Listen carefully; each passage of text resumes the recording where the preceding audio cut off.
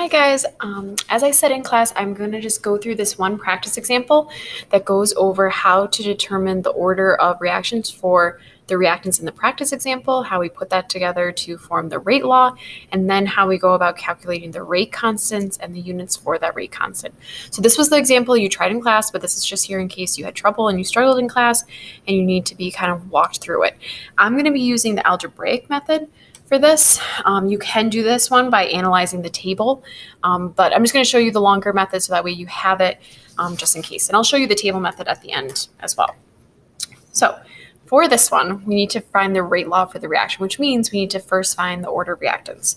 So as I shared in class, we're trying to essentially figure out this expression. So our rate law. So our rate constant, and then we're going to have our H2SeO3 raised to the power of m. That's one of the pieces we have to find out. The iodide ion raised to n, and then our hydride ion raised to p. Okay, so I have to find each of their order of reactions. So I'm going to start with the first reactant, HESeO3. So I'm going to pick two reactions, okay, that are going to have the other two reactants constant. So if I look through in here, I can see that for 1 to 3, okay, iodide ion and the hydride ion are both held constant. Okay, they're not changing. So that means when I look at this change in concentration of this reactant, I'm looking at the change in its initial rate. Okay, so I'm going to be using these two here. So this is where I'm going to take, and I'm simplifying this from what we did in class for time. So the rate of experiment 3 is greater, so I'm going to place that in top. So just in case, I guess I'll do this one more time. If I have the rate of reaction 3 and the rate of reaction 1, this would be my rate constant. And then I'm just going to simplify this with A, B, and C for a minute. So this would be my A, this would be my B, and this would be my C. And this would be for my third reaction or third experiment or trial. And then I would have like the same thing for my first experiment or trial. So what the purpose of setting it up like this, so I'm just taking this rate expression of the two experiments, is that because I picked it where the iodide and hydride ions were constant, these guys would cancel out, and so would these. And remember also the rate constant cancels out. So that's how I'm going to be getting to this expression, where I'm just going to have the rate of experiment 3 over 1 is going to be equal to simply, in this case, the concentration of our H2SeO3 from my third experiment over the concentration of it over my first raised to m. Okay, once you have that set up, you're just plugging in the values from the table. So for the rate of 3, you would have 3.94 times 10 to the negative 6 moles per meter second over the first.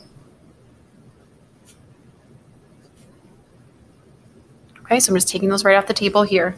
And then for the concentrations, making sure, oh, did I just mix those up? Nope. For 3 up there, so this would be my 1.0 times 10 to the negative second molar is over the 2.5 times 10 to the negative 3 molar raised to m. Okay, when you plug those in, you end up getting 4 is equal to 4m. Okay, so then from there, it would just be, okay, what 4 raised to what would give me 4, which would be 1.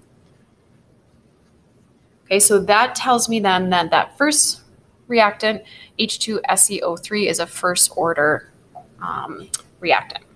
Okay, now I could also simply do that by just analyzing the table. As you go, if you were to actually go about these values here, you could plug them in and actually get to the fact that we're getting here. Okay, but I'm just showing you this algebraic method for the video. All right, I'm going to look at my other one, which is my iodine. Okay, and in this one, I'm going to use a different color here, just so you can see the difference. I'm going to be looking at my first 2 experiments. So these two here, because the hydride ion is held constant and the H2SeO3 is held constant. So I'm going to be using experiment 1 and 2 for this. Okay, so I'm going to jump right into just my setup, which is going to be the rate of 2 over the rate of 1 is going to be equal to the concentration of the iodide ion during the second experiment over the concentration of it in the first raised to n. Okay, and again, I could have started with this, but just to save some time, you can jump right into this part of it. So then it's just a matter of plugging in the values from the table there. So the rate of experiment 2 was 7.88 times 10 to the negative 6 mole per liter second over the first, which was 9.85 times 10 to the negative 7th. Okay, I'm going to now plug in the concentrations of the iodine concentration, which for the second experiment was 3.0 times 10 to the negative 2 and 1.5 times 10 to the negative 2 raised to n.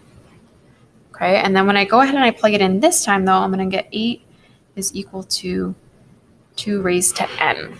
So like for me, I will look at this, and you could set this up where you could do n is going to end up equaling the log of 8 over the log of 2.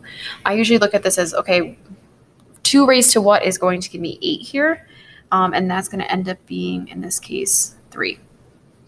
Okay, so that shows me that the iodine ion is going to be third order. Okay, so now we know the first two. We know m is equal to 1 and n is equal to 3. So now we just have our last one. So I'm going to use this light blue color. So now I'm looking at, I'm going to try and put it right over here so I have space at the bottom, our H plus ion.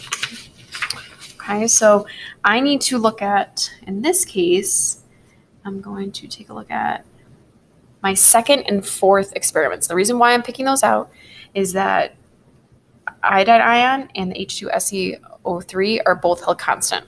So I'm going to use experiment 2 and 4 here.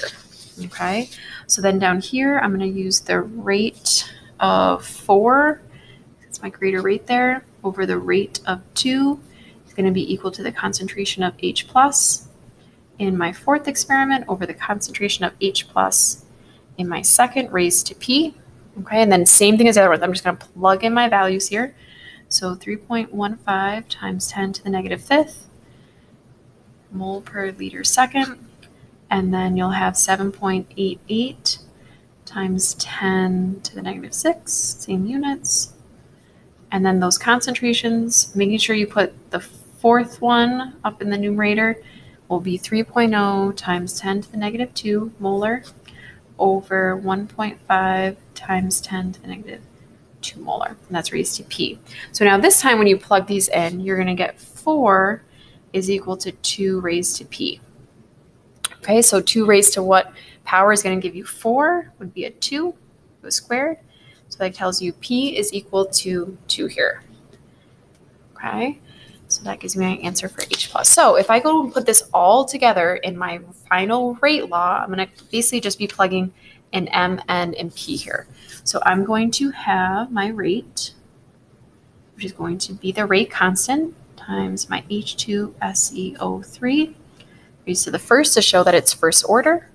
I'm then going to have my iodine ion raised to the third because it's third order. And then my H plus ion is going to be raised to the second because it is second order. So that would be my final rate law. And remember, those orders of reactions are always based on the experimental data, okay? How I get the first, third, and second order